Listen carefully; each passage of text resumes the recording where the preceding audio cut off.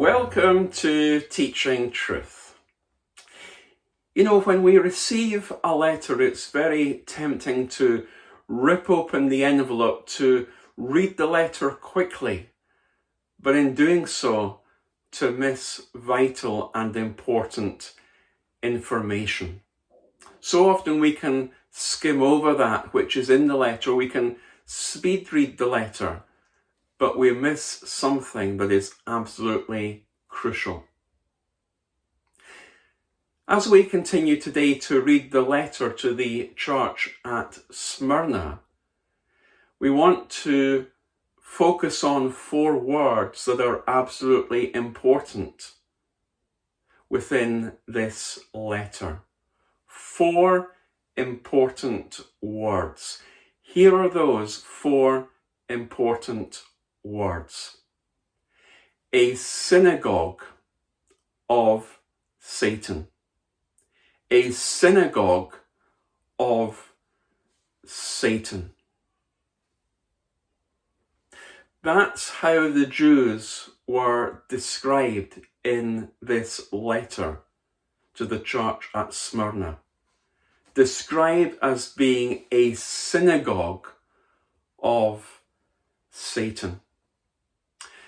Having looked at the setting of this church in Smyrna, having looked also at the situation that this church in Smyrna was experiencing, we want to look at the satanic influence that was bearing down upon this church. You see, Jesus traces all the opposition to him, but all that which is bad to Satan.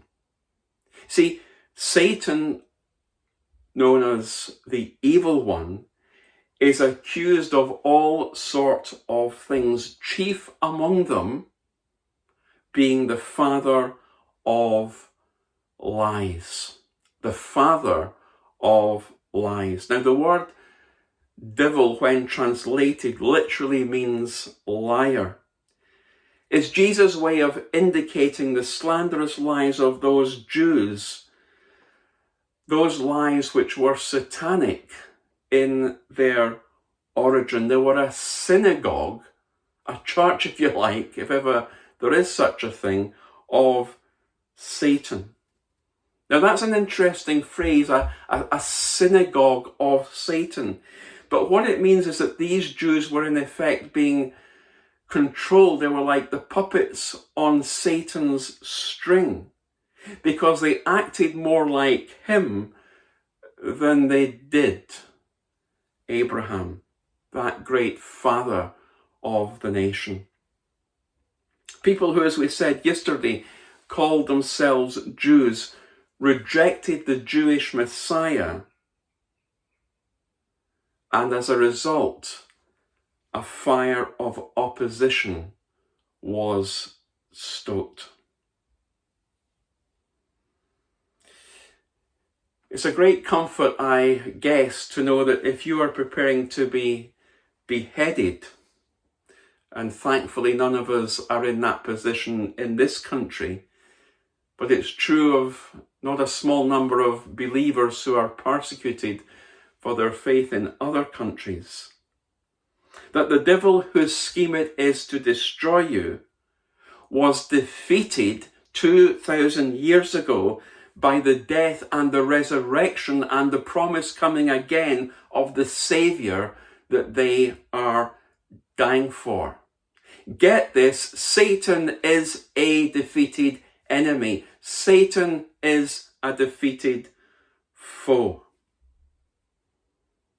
Satan's one intention, amongst many other intentions, is to destroy your life and to destroy the church of God. But Jesus said, and Jesus almost reminds the church at Smyrna, I will build my church, and the gates of what? The gates of hell will not prevail against it. Be encouraged by the fact that although you may be experiencing satanic opposition. Things are going against you. Lies are being perhaps even told against you. Jesus has the upper hand. The devil will not get away with it. Jesus has defeated the evil one. Charles Durham, a medical scientist, writing some time ago in a journal, said that the minute toxin that is involved in botulism, which is acute food poisoning, apparently, can be likened to a flea on a freight train that is 100 miles long. And when the flea gets on, it derails the whole train. When the flea gets on, it derails the whole train. And when Satan's lies pervade a church and are allowed to pervade a church, they can derail the train. They can derail the testimony of a church. They can discredit the good confession that individuals make. See, opposition, slander, persecution did not come from the slanderous Jews or from the Roman officials per se. No, but against unseen spiritual forces of the devil. Remember what Paul said in Ephesians 6:12. We wrestle not against flesh and blood, but against the rulers, against the authorities, against the cosmic powers over this present darkness, against the spiritual forces of evil in the heavenly places. And Jesus, in writing to this church at Smyrna, is simply reflecting and reminding them of this spiritual reality. Today, when the church is under attack and we see systemic evil destroying society, whether it is racism or the degrading of our institutions, we must never forget that ultimately, the origin of that is Satan, who is bent on destruction, who is bent on bending truth, who is bent on destroying testimony, on derailing the train.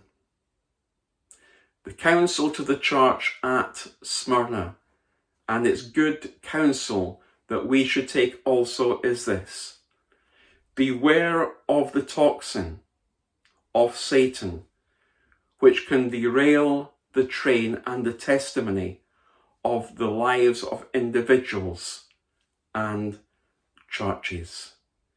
Beware of the toxin of Satan, which can derail the train and the testimony of lives of individuals and churches.